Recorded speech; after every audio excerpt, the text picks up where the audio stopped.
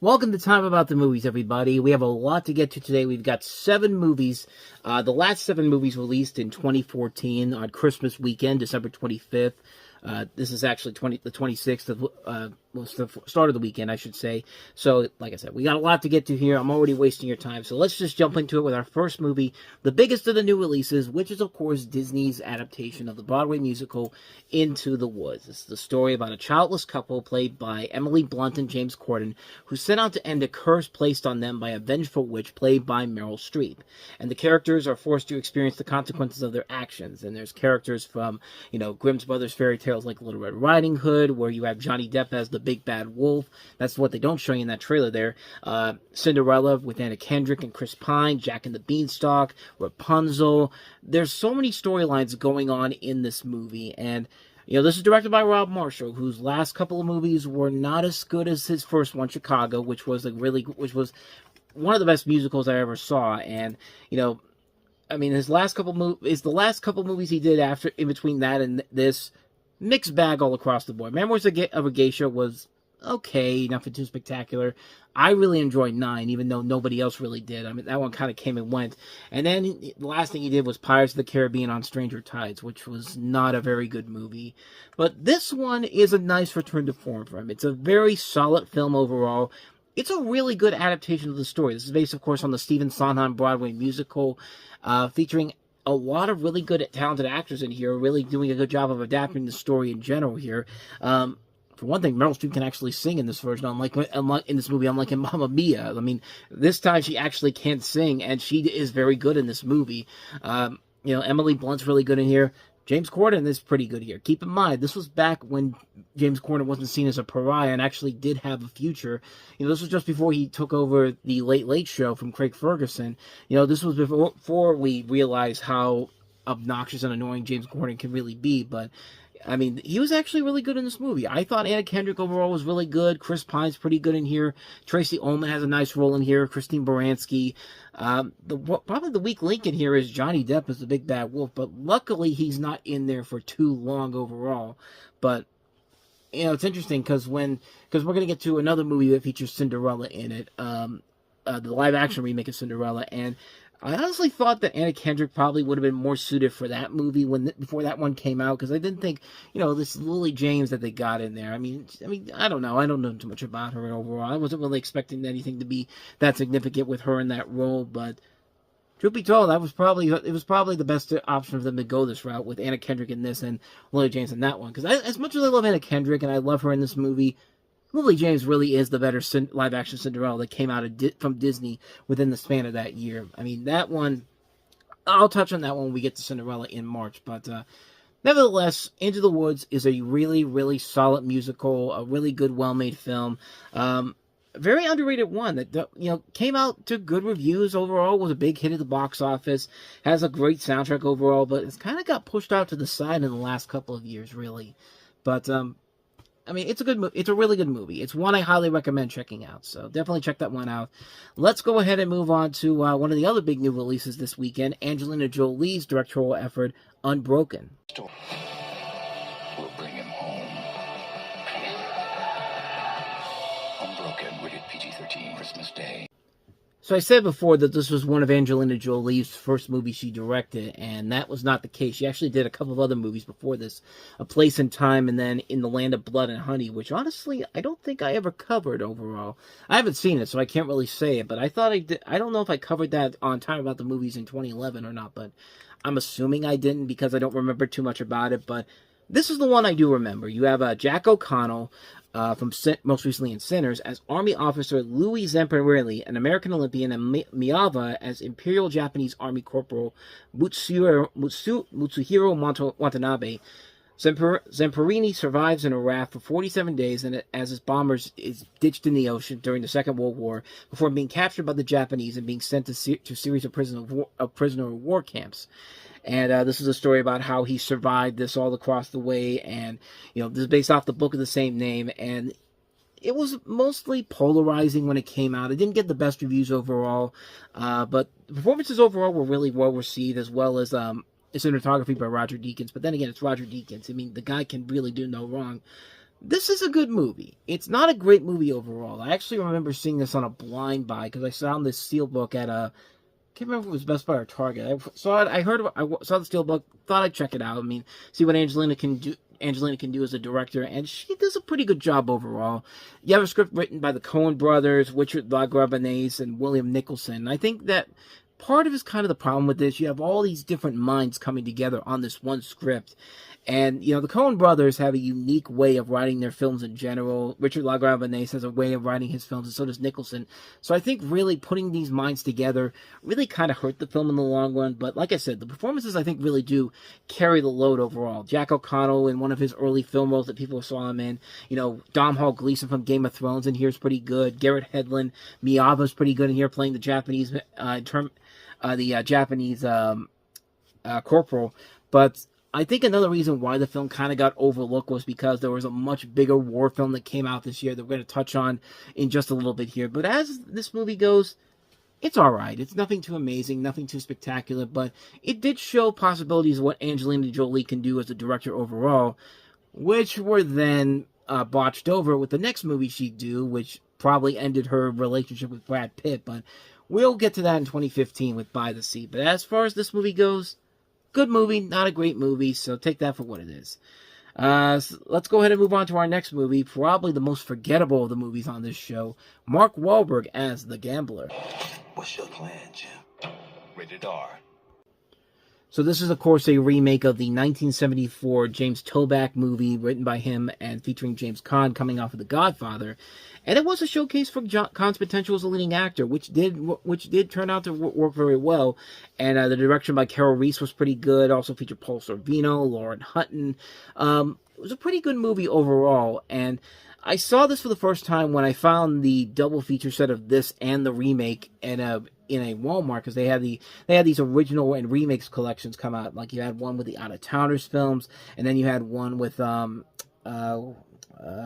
there was one with Clueless and Emma, which is funny because Clueless is marked as the original film, and Emma's the one that's marked as the original film, and Clueless is marked as the remake, even though Emma came out after Clueless in '96. But it was one of those sets in general here. So I never saw this movie until not but a couple years later. So like I said, this is based off the '74 film where you have Mark Wahlberg as a literature professor and gambler whose debt causes him to borrow money from his mother and a loan shark. Further complicating the situation is his relationship with one of his students, played by Brie Larson.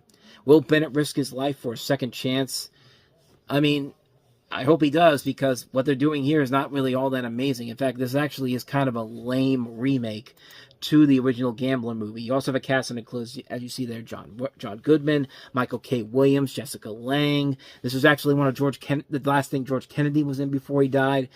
I mean, the movie overall is pretty bland and forgettable, and that's really the biggest flaw of the movie. It's such a snooze fest of a film where nothing really is going on overall, and at least it is. And this is a movie that I feel like was trying to be like the original in terms of the slow pace overall. But there's a difference between '70s slow pace and 2010 slow pace. And 2010 slow pace in this case here really did not work to the film's advantage at all. It really kind of ruined the film in the long run, and it's just kind of a slugfest overall. Like, it really does take way too much time to get going.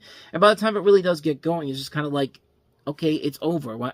It's just like, what was the point of me being here? But yeah, it just didn't work overall. It was a lackluster remake of a film that probably didn't need a remake per se, but really needed a better script overall to really get the audience more invested in it, and it just didn't work overall. But yeah, that's all I got to say about that one, The Gambler. So let's go ahead and get back to some maybe not good movies here, because this is not one of Tim Burton's better movies. This is Big Eyes. Now nominated for 3 Golden Globes, including Best Actor and Best Actress. You don't even know what the truth is. Big Eyes, rated PG-13, in theaters Christmas Day. On the one hand, it's good to see Tim Burton going back to doing something more in the way of something like Ed Wood or Big Fish, but at the same time, this one's definitely not one of his better movies overall. This is a story about a relationship between American artist Margaret Keane, played by Amy Adams, and her second husband Walter Keane, played by Christoph Waltz, who in the 1950s and 1960s took credit for Margaret's phenomenally popular paintings of people with big eyes. And you have a cast that also includes Danny Huston, John Polito, Jason Schwartzman, Kristen Ritter, Terrence Stamp. This is also written by Scott Alexander and Larry Krasinski, who wrote Ed Wood. And so, with all these elements coming together here, seeing Tim Burton going back to his roots, I mean, it's a film where I appreciate the ambition of it, but it is another one of those movies that kind of like The Gamblers, kind of a snooze fest overall. The actors really aren't doing a whole lot overall to really give the film the edge that it needs. Plus, I think simply and effectively, we've seen better movies done with this type of a storyline here. I mean, it's visually pleasing to look at, and the artwork is very nicely done, but it doesn't really leave much of a lasting impact like Tim Burton's other movies do. Even his worst movies, I think, leave more of a lasting impact than something like this does. I mean, you still remember that lackluster stuff like Mars Attacks or Planet of the Apes movie, but this is really one of those ones where it feels like he was kind of slumming it all the way through. I mean, it didn't feel like he was really fully game on this one in terms of its story in general, but I don't know, that's just my personal take on it, really. I really wasn't a fan of this one. It's one that I've largely forgotten about and really have no real intentions on ever going back to seeing again. But again, that's just me, bud. I mean, I give it credit for trying something different, but other than that, though, not much more to really add to it with this one here. That's Big Eyes. So, let's go again and get... Toy boat. Let's go ahead and get into what is easily not only the most controversial movie of the weekend, the most controversial movie of the year, but at the time was the most controversial movie of all time. Let's talk about The Interview. He's asking us to be a couple of James Bonds. You got me? I will not drop you. Owie! The Interview, rated R. Obviously, that, of course, was before the shitstorm that was to come, because this was supposed to have a wide release when it came out on Christmas Day. But if you don't remember the controversies behind this, there was a lot of them because, well, first off, it started in the summer of 2014 when, the film had touched, according to The Guardian, the film had touched a nerve with the North Korean government as they are notoriously paranoid about perceived threats to their safety. And so the Korean Central News Agency reported that the government promised stern and merciless retaliation if the film was released. And so they basically, later on, they wrote a letter to the President, Barack Obama, to get the film pulled. And then the film, essentially, they delayed the film from October to December. And then, not only that, but they also had a whole bunch of other things going on behind the scenes with the movie. There was also these threats by the North Korean government that they were going to take action and maybe cause World War III just because of this movie. And if that wasn't bad enough, surely it couldn't get any worse than a major hack that happened just a month before the movie came out. And yeah, that's exactly what happened. Not but 1 month before the movie came out, an anonymous group identifying themselves as the Guardians of Peace hacked the computer network of Sony and leaked internal emails, employee records, several recent and unreleased Sony picture films like Annie, Mr. Turner, Still Alice, To Write Love on Her Arms. The North Korean government denied involvement in the hack, but then a couple weeks later, they leaked further materials, including a demand that Sony pull the movie of terrorism, which was this movie. And they even threatened to attack the New York City premiere of The Interview. And so Sony essentially decided, we can't release this movie in any way, shape, or form. So they basically canceled the release of this movie. There was supposed to be like a big premiere in Hollywood a couple days before the New York City premiere, and then they dropped that. They had a wide release set for the United Kingdom in February, but they pulled everything. The studios basically, the theaters chains basically pulled the film from coming to theaters. And so everyone basically came out, and they were afraid of, the lawsuits that would come from this. This was also around, keep in mind, this was around Christmas time where they thought the terror threat was going to ruin the holiday sales, and it affected a number of different things too. Like Alamo Drafthouse in Dallas was supposed to have a screening of Team America World Police, which satirized Kim Jong-un's father, Kim Jong II, and Paramount refused to let them have the screening. Fox also had a Steve Carell movie called Pyongyang that got pulled because of this, and Carell himself even said it was a sad day for creative expression. And Sony themselves in general were basically criticized for dropping the release altogether, basically saying that, essentially, they basically made the terrorists win by trying to not make them win at the same time by doing this. And, Sony essentially made a mistake and basically This is basically the first real threat to essentially free speech in movies in general. I mean, Sony released a statement saying that the company is and always has been strongly committed to the First Amendment.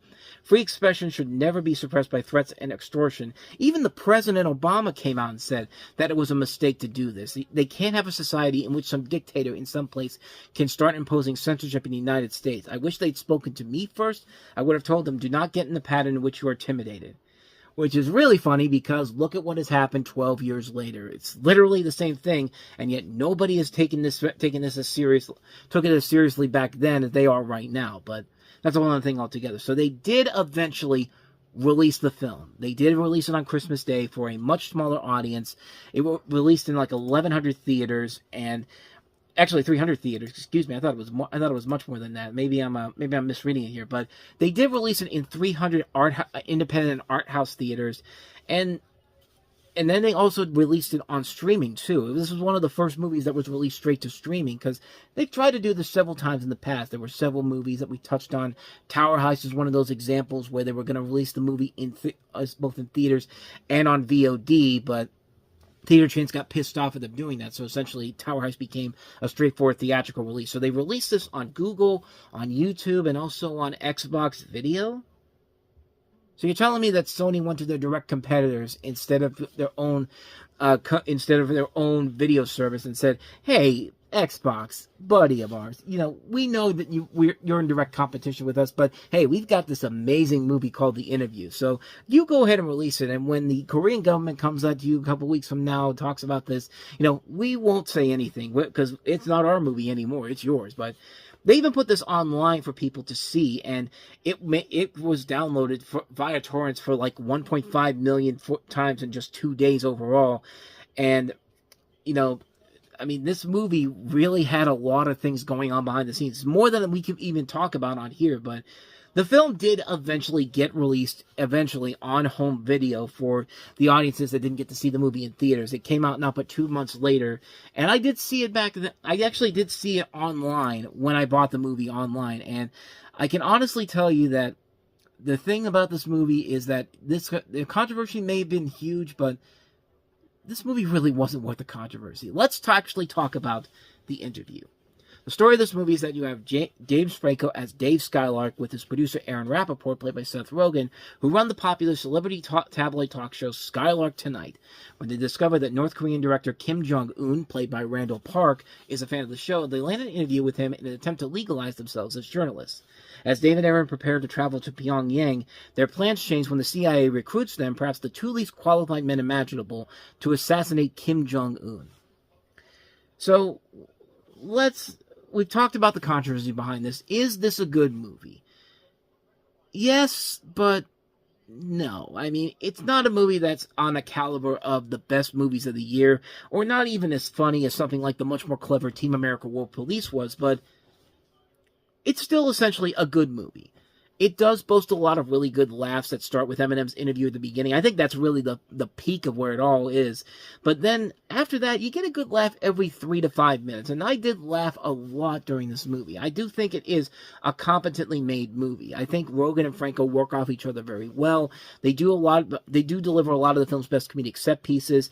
I thought the rest of the cast overall was really good. Randall Park doing a very good job as a Kim Jong-un impersonation and doing a pretty good job at it. Diane Park playing, I can't remember, who'd she play in this? She was was she the wife of the, she was like the chief propagandist for Korea. She was actually pretty good, playing that role very well here. They're not included her in this list here, but, Lizzie Kaplan's pretty good as the CIA agent. You got good cameos from Eminem, Rob Lowe, Bill Maher, Nicki Minaj, Emma Stone. A lot of actors involved in this cameos that they have in here. If there's any real complaints I have about the movie overall, and it's a big complaint, it's that simple fact that it's nothing groundbreaking. It's nothing that really is going to shake the world and all that. Team America World Police, I think, was much more of a gamble and much more of a risk overall, because you not only were offending, people like Korea and Kim Jong-il, but you were offending Hollywood. You were offending pretty much a lot of people with that movie. I think that movie did it much better because the writing and the satirical moments are much better written and better executed. And, Trey Parker and Matt Stone have had experiences prior to this with the great bits of satire they did do on South Park. Meanwhile, with Seth Rogen and Evan Goldberg as the directors and Dan Sterling as the writer on this, I feel like they're entering this type of satire for the first time. And while a lot of it will still get good laughs, they're not as memorable as Team America. Team America has a lot of great memorable moments of great satire all around it, because they took every opportunity they could to get the best possible element of laughter in a gag, and usually succeeded big time. I mean, there's still stuff you remember from Team America World Police more than you do in this movie. But I will say, there are a couple of... There's one in particular that's really memorable in this particular movie. The final big comedic set piece was really well done. I actually thought that was a very funny, over-the-top comedy sequence. I thought that was something that... It felt like something like the ending of Caddyshack or the ending of Airplane. This big... or the ending of Blues Brothers. This big, epic-scale conclusion. Like, if the rest of the movie was like that, I probably would have loved this movie more. Other than that, though, besides the beginning and the end, nothing really was all that memorable in terms of the comedy overall. I think this is a good movie, not a great movie. There's a lot of good humor in here, but the lack of memorability definitely shows, and I think it does show as time has gone on. Most people don't even remember this movie was that big of a deal when it came out. I think that Rogen and Franco work off each other very well. The rest of the cast is really good. It's a good movie, not a great movie overall. I would probably say maybe at the most it's a low matinee, maybe a rental at some point down the line to go back to the Spill days. But I mean, really, there's nothing about it that makes it worth it in the long run here. I think it is a film that the controversy, I think, really stemmed from simply thinly veiled threats. Because really, if North Korea is really going to get pissed off of something like this, I mean, come on, man. Like I said, we live in a time now where thinly veiled threats are the norm, not just in other countries, but here as well. So the fact that this movie had to deal with all this, for the controversy that it had, it really was not worth it in the end here, when it was all said and done. It's just kind of like, I guarantee you that if you go to North Korea right now and talk about this movie, they probably won't even remember it. Like, they probably wouldn't even remember this overall, but I don't know. That's just my personal thinking behind this movie overall, but that's just my thinking on it. So that is the interview. So let's go ahead and move on to what ended up being the biggest movie of the year, and a film that was easily usurped by Unbroken earlier in the show, American Sniper from Clint Eastwood. Rated R. So yeah, this is one of those movies where you don't really think about it at first overall. You just see the movie coming out, and you think it's going to be the typical movie that's going to do well in the month of January when there's no real competition. But then this movie all of a sudden really did become much bigger than anyone expected it to be. This ended up being not only Eastwood's highest grossing film to date, it was the highest grossing movie of the year. It became the first non-franchise film to be the top movie at the domestic box office since Avatar. That was like 5 years ago. So people really did come to this movie, and it made a lot of money overall, and it was a heavy Oscar contender. Got nominated for 6 awards. Bradley Cooper, I think, was actually this was not the first time he got nominated for it, but he got nominated for this, and then was nominated for Best Picture. Most people, however, didn't really think it deserved all the hype, myself included. But let's talk about the movie. Chris Kyle, played by Bradley Cooper, was nothing more than a Texan man who wanted to become a cowboy. But in his 30s, he found out that maybe his life needed something different. Something where he could express his real talent. Something that could help America in its fight against terrorism. So he joins the SEALs in order to become a sniper. After marrying, Kyle and the other members of his team are called for their first tour of Iraq. Kyle's struggles isn't with his missions, but about his relationship with the reality of war, and once returned at home, how he manages to handle it with his urban life. His wife, played by Sienna Miller, and his kids. Which, we'll get to the kids in a moment, because that is definitely one of the elements that people remember about this movie, and not in a good way, but this movie is good. It's okay. It's good. It's okay. It's nothing amazing. It's not bad. It's just okay. I think it did a serviceable job enough, but you really do feel like it could have done a whole lot better with it. What I like about this movie the most is Bradley Cooper, who really has gone to prove himself to become not just, he's not just the stereotypical asshole character from Wedding Crashers or The Hangover. He has really become one of the great actors working today, even to this very day. What he did with Silver Linings Playbook and American Hustle the years before this, and what he's done since then. A Star is Born, and, one of the best movies of the last decade. It does give him the opportunity to show off his abilities as a dramatic actor, and he does work very well here. You do get behind the character of Chris Kyle, and you feel sorry for him, but you understand that what he's doing is trying to defend our country from our enemies. He hates having to leave his family to go fight our enemies, but you get that what he may be doing might be wrong, but again, he's trying to help America, even though it's not really even though that he may be losing a lot of relationships in the long run here. The rest of the cast overall is great. I love Sienna Miller playing his wife. Max Charles, Luke Grimes, Kyle Gallen, Sam Yeager, Jake McDormand. all very good in this movie. The story is decent. It's a good character study on Kyle, but I saw this on the same day I saw Birdman, and I felt like Birdman was a much better character study I saw that day overall.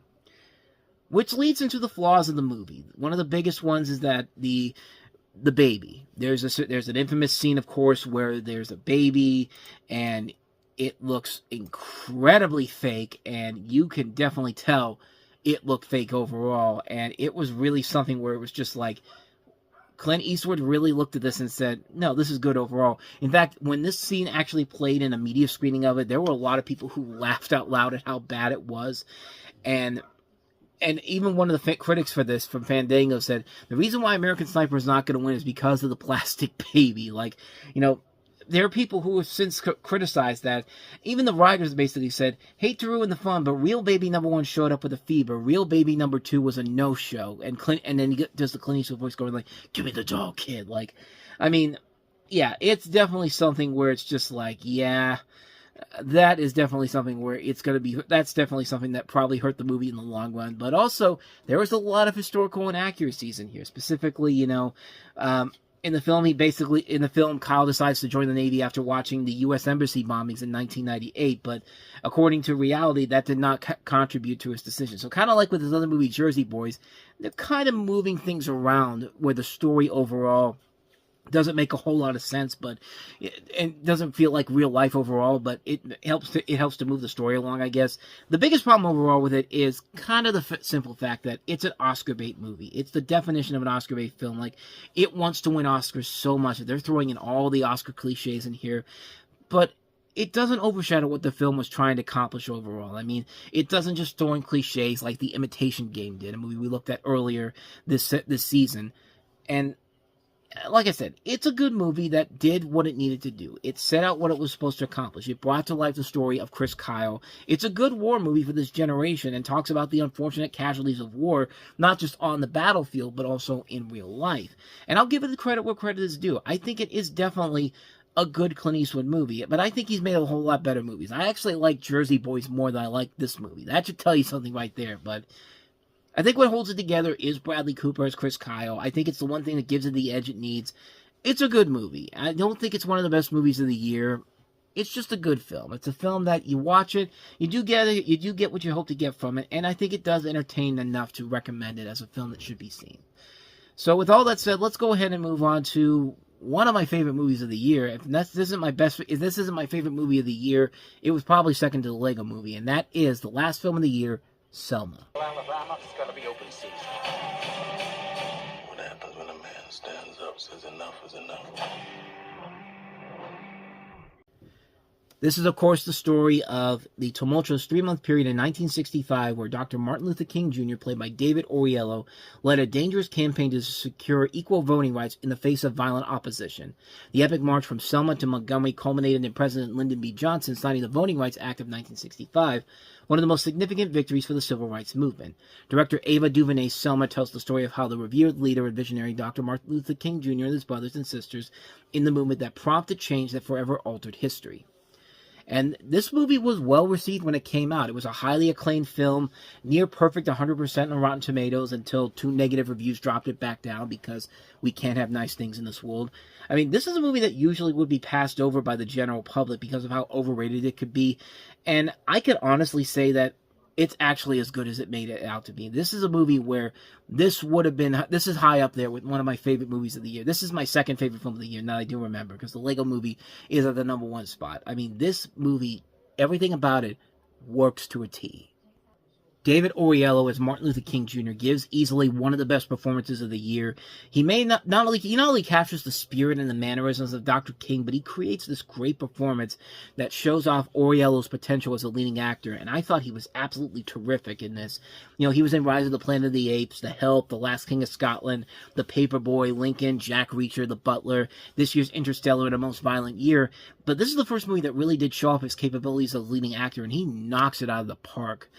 Carmen Ejogo as Coretta Scott King is really good in here. Tom Wilkinson as Lyndon B. Johnson is great. Tim Roth as George Wallace. Lorraine Toussaint as Amelia Robinson. Common as James Bevel. Giovanni Ribisi, Wendell Pierce, Cuba Gooding Jr., Oprah Winfrey, and there's so many that are in this movie. Martin Sheen, Dylan Baker, Stephen Root, Niecy Nash, and Andre Holland, Keith Stanfield. Everyone plays their parts very well in this movie.